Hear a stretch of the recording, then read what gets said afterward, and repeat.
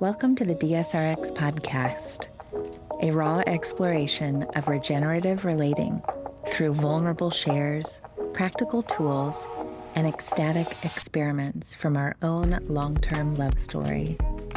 Beyond traditional dominance and submission, DSRX names a new terrain, devotion and service, that include the cycles of RX as a central medicine for integrating deeper power exchange and erotic connection. Welcome back to DSRX. This is Eric. Last episode, we talked about showing up in the moment, not asking, how can I help, but reading the room and participating. Today, we're going to go a bit deeper because if you don't get this part right, the in-the-moment stuff doesn't last. But what's behind it is the backstage. It's about the details. It's about mental load. It's about what I call the outsourcing problem. Every time you ask your woman, where are the nail clippers? Where is the wine opener? You're outsourcing responsibility. Every time you ask, what's the Wi-Fi password again? You're outsourcing your brain. There is a place for outsourcing, obviously, but don't do it unconsciously. Every time you say, what's for dinner? What's the plan tonight? When's that thing again? What do you want to do? You're putting her in charge. She becomes the responsible one. And whoever's most responsible is the leader. Here's the hard truth most men don't want to face. A lot of you want your woman to be your mother. You want her to know all the passwords. You want her to remember the birthdays. You want her to be a better mother than the one you had. You want her to be the one who organizes the bills, the schedules, knows the kids' teachers, knows about the groceries. You want her to drive and know where to go. You want her to deal with the hostess. You want her to take care of you so you can come home and check out, so you can relax into being a little boy, so you don't have to hold it. You might not say that out loud, but your behavior says it for you. And that works until it doesn't, because guess what? It dries her out. It exhausts her. It's what's making women ill. It breeds resentment and it kills polarity. I know this because it happened to me. I did it. Early in our relationship, Rachael made more money. She cooked better. She organized better. She came harder. She had more friends. She had her shit together. And instead of stepping into responsibility, I unconsciously let her hold it. And it inverted our polarity. And the relationship took a toll. That's what happens when you outsource the details. It's starting to change, though, in my relationship with Rachael. There's been a lot of changes, and yet it's still not perfect. Just last night, she told me that she needed to remember someone's birthday, which I failed to remind her of later. Literally in the middle of the night, I was thinking to myself, oh my gosh, I forgot to tell her. But at this time, at least I felt her pain of not remembering. Woke up this morning recognizing this and found it ironic that I would be doing this episode. A previous version of myself may have remembered that, but thought, oh, what's the big deal? These little things, it's not that big of a deal. But the details matter. Every detail does matter in our life. Just like details in work matter, details at home matter. The name of your kids' teachers matter.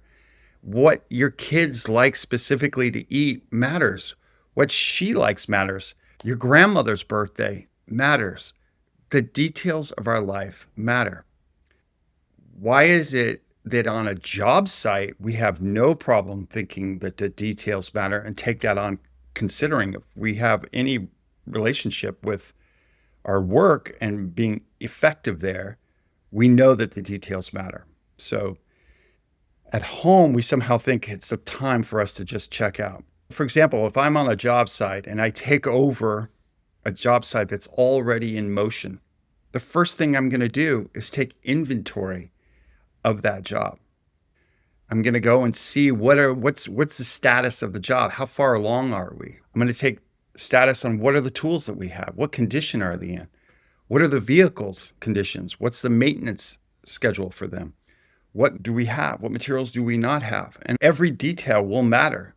I will chronicle everything. I will understand the status of everything. And I want everything to be in a certain organization. If I don't know what's happening, I won't be able to lead anybody. If I come into a situation and I don't know where things are, I don't have a sense of the order, I'll waste their time and I'll waste money and I'll lose the respect of the people underneath me. Well, guess what? That's the same thing in your house. If you don't know where the tape is, if you don't know when the bills are due, if you don't know what the fucking password is, or if you don't know where something goes in your kitchen, it's your fucking home. You're going to lose the respect of the woman that you're leading. You're not leading, you're leaning on her. There's mental load. Mental load is the invisible weight, and that weight can only be relieved if you carry more of that load. You need to literally, it's like weight. You need to take it from her. And it's not just chores. It's knowing what food is in the fridge. It's remembering appointments. It's answering texts punctually. It's keeping track of school events. It's knowing logins. It's knowing the insurance information. It's knowing how many more laundry pods are left in the little fucking thing so that you can do the fucking laundry. It's knowing what time of the month it is for your woman and adjusting schedule based upon that and protecting her. It's managing the day-to-day needs of the forever long list of the to-dos and the do-nots and all the details of what it is to go in a home. Every bit that doesn't sit in your head will sit in her head. The more she carries, the less she will have space for her desire, for her wetness, for her juiciness. The bigger the mental load, the drier she gets. The bigger the mental load, the less she will be able to submit to you and surrender to you. If she's always the one holding the details, then guess what? She's the one in charge. And guess what? That polarity that makes things hot is going to die with it. There's actually a chronic issue right now of women's autoimmune issues. And at the end of the day, this is not just about sex, but this is about her health. You wonder why so many women are exhausted, why they have chronic headaches, why autoimmune diseases for women are skyrocketing. It's because they're not only carrying all the details of their work life, but they're carrying all the details of their home life. They're carrying everything because women are wired to be kind, to be giving, to be of service. And yet culture tells them and society tells them that part of being effeminate is to be a martyr.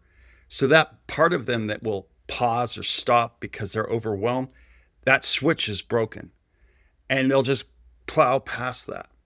And so the overgiving, the always showing up, the overcommitting, the holding everything, the mental load, they will continue to have that until their bodies break, until they have chronic stress and chronic pain, and they'll still keep going.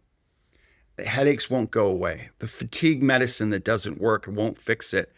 Nervous systems are jacked and never get to downshift. Guess what? That can be relieved by her resting, her not doing as much, her not holding as much mental load. Try it over months. Might not happen right away because there's going to be adjustment. For so many women, the men in their lives, they're not holding the weight with her. They're not holding her mental load. They're not relieving her mental load. They're not taking responsibility for the backstage. They're not taking responsibility for the dates. She will perpetually take on the responsibility for the background if you're not doing it. It's not just not going to happen. You have to step in and do it. You have to step in and do more. This plays out in intimacy as well and erotically as well. Here's an example of how this can kind of play out with this.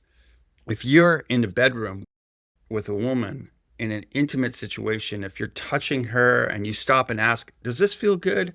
Do you like it like this? Should I change positions? And you've been with her numerous times, you're putting her in charge. Can you not pay attention to her body? Can you not have learned over time? Can you not notice her knees and her legs and her tension? You don't want her to be managing you in that position, because all of these times when you're stopping and you're asking and you're outsourcing your capacity to observe to her, she then becomes the one who has to be the observer. She's not able to just feel. She has to ask, what does it feel like? What positions do I like? All of these things interrupt her flow and her movement.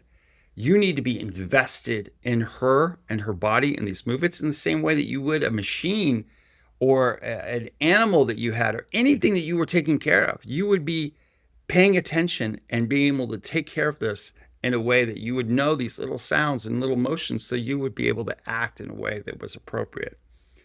Asking kills the moment. It's the same thing when you're asking for where the stapler is or the TV clicker or where this thing is or that thing or the Wi-Fi. Again, every time you ask every little detail, you are pushing it back on her. It seems like it's a sweet question, but it's not. She doesn't want to be your Google. She doesn't want to be your mother. She wants to feel like you've got it. She wants to feel like you got your shit together. I know this because I've been methodically going through my entire fucking life, changing this, becoming more aware, becoming more holding it. And as I do this, Rachel is exhaling and opening up and trusting.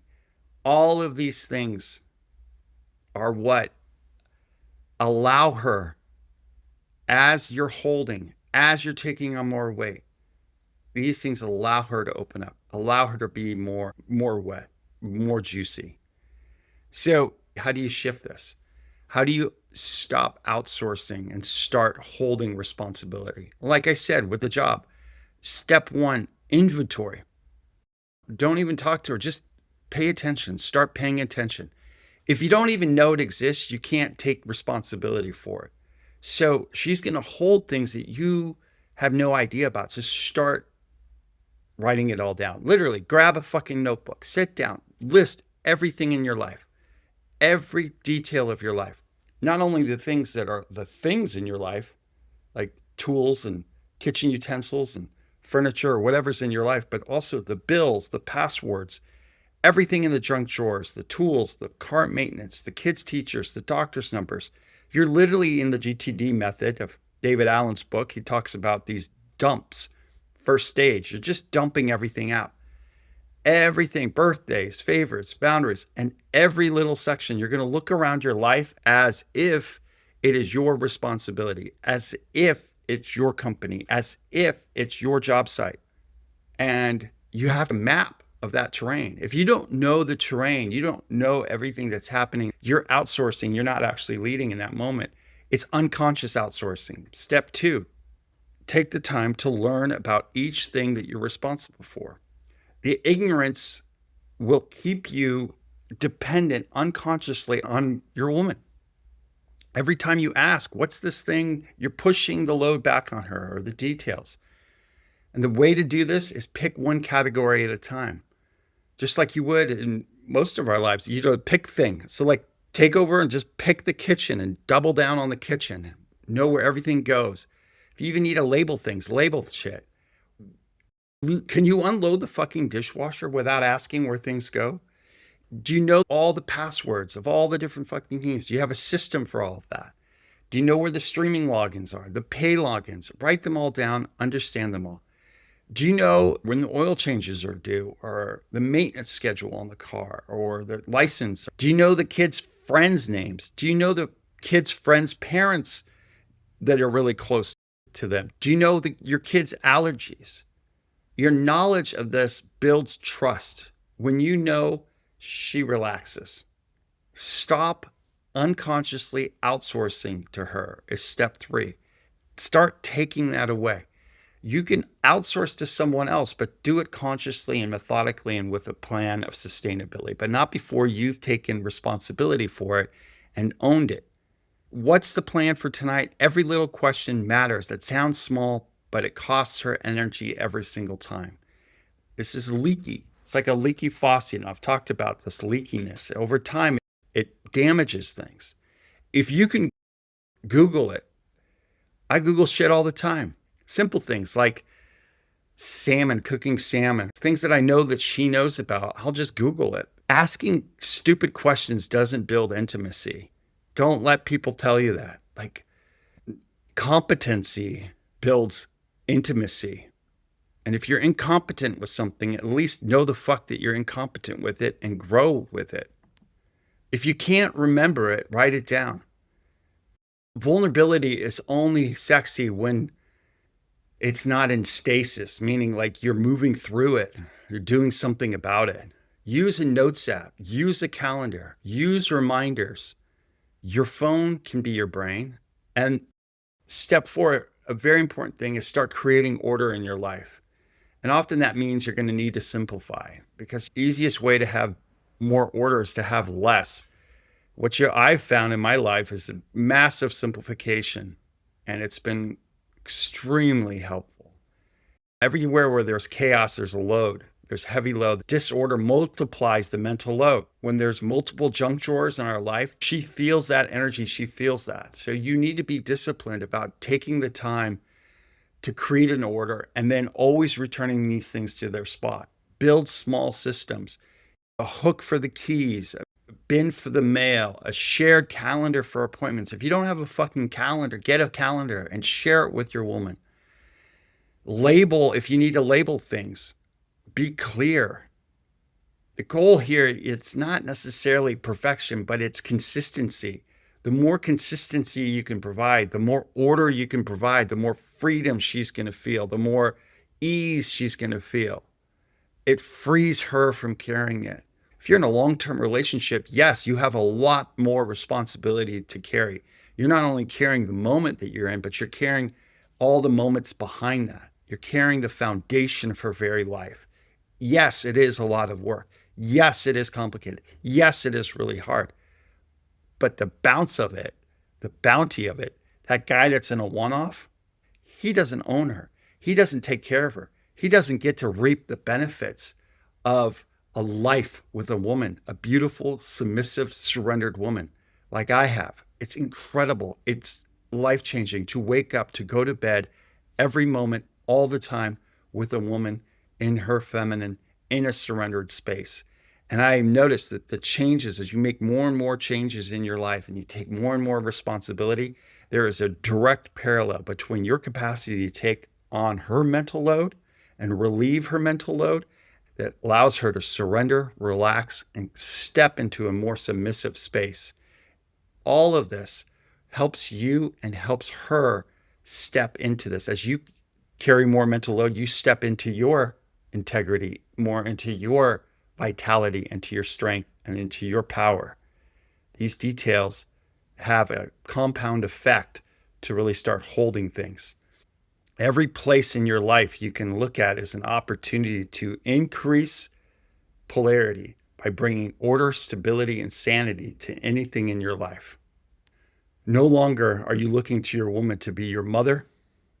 So step 5 is holding this, is the capacity to repeat this and maintain this. The responsibility only matters if you can keep it going and keep it steady. It's like compound effect. If you slack, it slides back on her. So the key is to set reminders, review inventories, anticipate things before they're happening. Your calendar is everything. Your finances are everything. They all fucking matter. And then your stuff, where it is, it all matters. All these details matter. If you're overwhelmed, do less. If you're at a point in your life where you're looking around, there's too much, that means because you got too much shit. If you're new to this, do less. Like anything, do less. Simplify, simplify. For us, I have to tell you, like, we went from a 4-bedroom, 3-story, large house to now living in a 2-bedroom, small, little apartment, less than half the cost, because I said, I want to take over everything. I want to take over paying everything. I want to take over the inventory of the house, all the details and everything. And the only way that I knew that I could do that in a sustainable way was for us to live far more simply. And she surrendered our lifestyle and a simplification of that lifestyle so that we could be in more polarity. And it's changing our life. Everything is changing. And I led the transition through that entire thing, had the vision, and we're living in this new way where every single aspect of our life I am in awareness of and moving towards complete conscious competence in all these areas so that she can be in a more and more surrendered space. And it's an adjustment, and it will take years for most men and women. It will take years to adjust. So extend the timeline, be patient with yourself, and start taking one little thing and be compassionate with yourself as you're doing this. It's not easy, and it's every little detail, every little time. And every time you slip up, be compassionate with yourself and write. I carry a little book around. I just write little things in there all the time. And I no longer go to my phone to distract. I go to my phone to bring order to my life. It feels good. Holding things don't mean just one time. It's not just you set it up and you're done. You got to carry with it. It's a lifestyle. You got to keep it in your awareness. And this is where our self-care becomes primary, because when we shift from a boy to a man, we become responsible for our own self-care so we can maintain this over time. And we don't get spread out. We don't get ill. We have to start learning how to do this. We have to take the inventory on ourselves. We have to learn about ourselves. We have to stop outsourcing our self needs to this. We have to create the order and simplify the holding and the repeating. We can bring that all to her.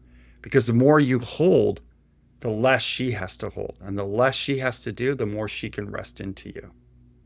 Again, I have to just come back to my own little personal examples. So much of our life, I've had to ask Rachael for help, especially around computers, especially around logins and fixing things and codes and phone stuff.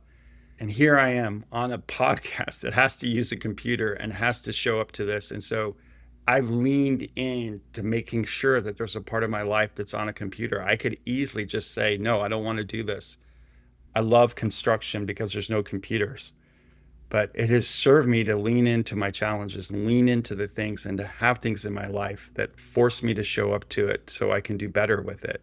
Find ways to show up to the places in your life that you struggle with. So I'll even notice now if I ask for a password or a little question or a little thing, I notice her contract, and she actually makes a bigger deal of it. The other night, she just had a damn near meltdown. But instead of me collapsing, I was like, just stop. Let's just come over here and have a meal and just be together. And then later I said, we can deal with the details of it at a time when we're both regulated and I'm regulated and I can deal with these things. A lot of it's your discernment in the moment. It's not necessarily do you need to fix it in that very moment, but you have the discernment and the wherewithal to trust more and more. Men tell me all the time they want to dominate their women in the bedroom. But if you want her to submit there, if you want to host her pleasure, you've got to be able to hold her in the rest of your life. Otherwise, she can't let go. She's not going to be able to surrender to a man who doesn't even know where the keys are. She's not going to melt for a man who can't keep track of his finances. She might play the submissive game for a while, but deep down, she won't trust it. Long-term surrender comes from long-term responsibility. That's why this matters. So stop outsourcing unconsciously to your woman. Stop asking her where shit is. Stop asking her how to do shit. Stop using her as your mother, your secretary, your boss, your Google. Know your own damn life. Hold your own life. Take responsibility for the smallest details of your life.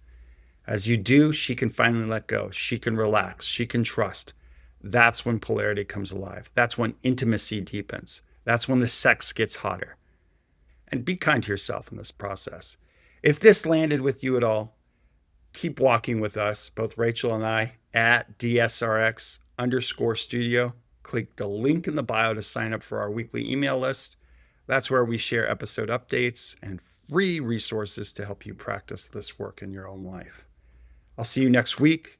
Appreciate everyone for listening. Thank you for being on this journey with me, and know where the keys are.